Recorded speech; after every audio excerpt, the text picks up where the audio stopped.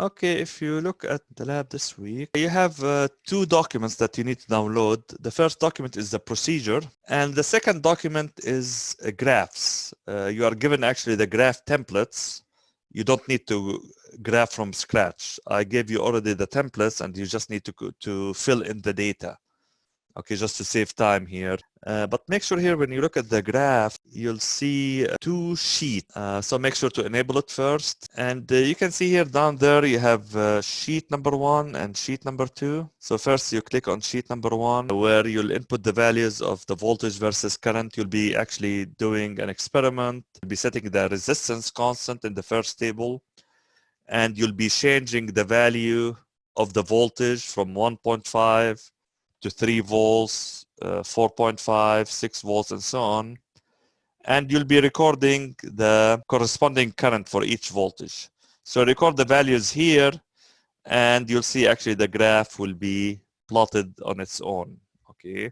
So for example, if I put some values here, let me put here 3, let me put here 6, 9. You can see the graph is being plotted as I input those values, right? And then it will give me the slope of the graph. And the slope, of course, we know that the slope will represent the resistance. Why? Because if you remember the equation of straight line, in the case of straight line, y equal to the slope times the x-axis plus the y-intercept. So here, the equation of this graph is the voltage equal resistance times current plus 0.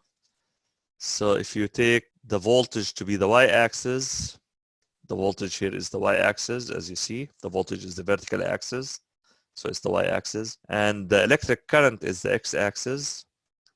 So the resistance will be the slope. And the y-intercept should be 0. So that's why the slope here will be whatever the resistance is. Okay, so that's sheet number 1. Sheet number 2, you have to plot a graph of resistance versus current. So the first graph here was voltage versus current. The second one here, if you click on sheet number 2, is current versus resistance. So you record the values of the resistance here and then the corresponding current values. Now, what do you expect to get here? Current and resistance, are they directly proportional or inversely proportional? I'll let you figure it out actually when you do the experiment. So that's regarding to the graph. The procedure part tells you to go over several things. The first question in the procedure, it asks you to look at this simulation and try to construct a circuit using this simulation. You have a battery here that you can bring, and then you can connect the wires to create electric circuits. So this is, you need voltage source, you need wires. This is the wire here. So you can put wires and try to complete a circuit. Now notice here there is no electricity yet because the circuit is open. You can use a light bulb here, connected, and then try to complete the circuit. And you can use a switch. This is a switch here. You connect it. Now, of course, you can see here the switch is closed, which is turned off. So nothing will work when the switch is off. Now, when you close the switch, it will turn on. This is basically how we turn on and turn off a switch. Okay, you can create electricity. And notice here, if the voltage, for example, 9 volts, you get certain amount of electricity as demonstrated by the light. Notice here when the voltage is 9 volts, the current here is 0.9 amps. Now, if we increase the voltage, so let me set here the voltage from 9 volts, let me take it to maybe 90 volts. So you can see here I set it at 90 volts, so I increase the voltage. The electric current increased 10 times as well. From 9 to 90, that's 10 times increase in the voltage will increase the current 10 times. You can see the current is getting bigger here from the fact that the charges are moving faster. Remember, the definition of current is the amount of charge going through any point in the circuit per time. So now the amount of charge going through any point in the circuit per time is bigger Also, we can increase the resistance. So here, if we click on the resistance, we can increase it to, let's say, from 10 ohms to 90 ohms. So you can see here, when I increase the resistance, the current has decreased because current and resistance are inversely proportional. And you can create series connection, if you will, or parallel connection. For example, if you connect another wire here,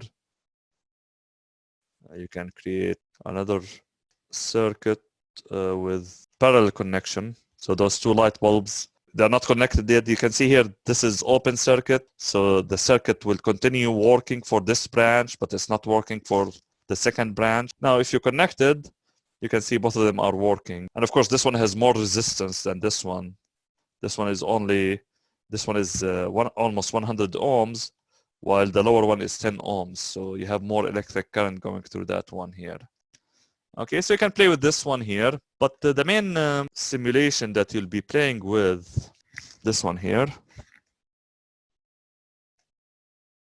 that's the second simulation. You are asked to set the resistance at 1000 ohms. So you'll take it up all the way to 1000 ohms. Yeah, 1000 ohms. And you're asked to set the voltage at 1.5, then 3, then 4.5, and so on.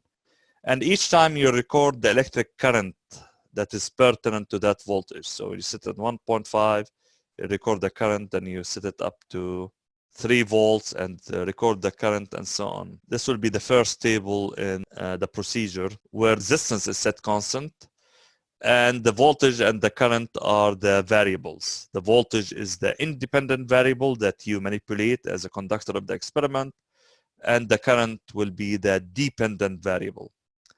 Okay, so that's on the first part. On the second part of the lab, the table, second table, we are going to set the voltage constant. So you'll set the voltage at 2 volts, and we are going to vary the resistance and monitor its effect on the current. So you'll set the resistance at 100 and try to get it as close as possible to 100. If you not get it exactly 100, that's fine. If you get it 99, that's fine. Okay, the same thing when you set it at 200, 300, and so on. You try your best to get it there. If you not get it there, that's fine. Okay. But you'll be able to see the relationship between voltage and current in the first table, and then in the second table, the relationship between resistance and current. And you'll be plotting the two graphs, one of them for voltage versus current, and the second table for resistance versus current. So make sure you save the graph, the two graphs, which will be one document. You'll save that document and then upload it in the question that asks you to upload it. And the rest of the questions are multiple choice. And there is, of course, the essay questions about what did you learn from playing with the simulation, that first simulation. Make sure you dedicate the time needed to complete this lab. All right, guess that's it.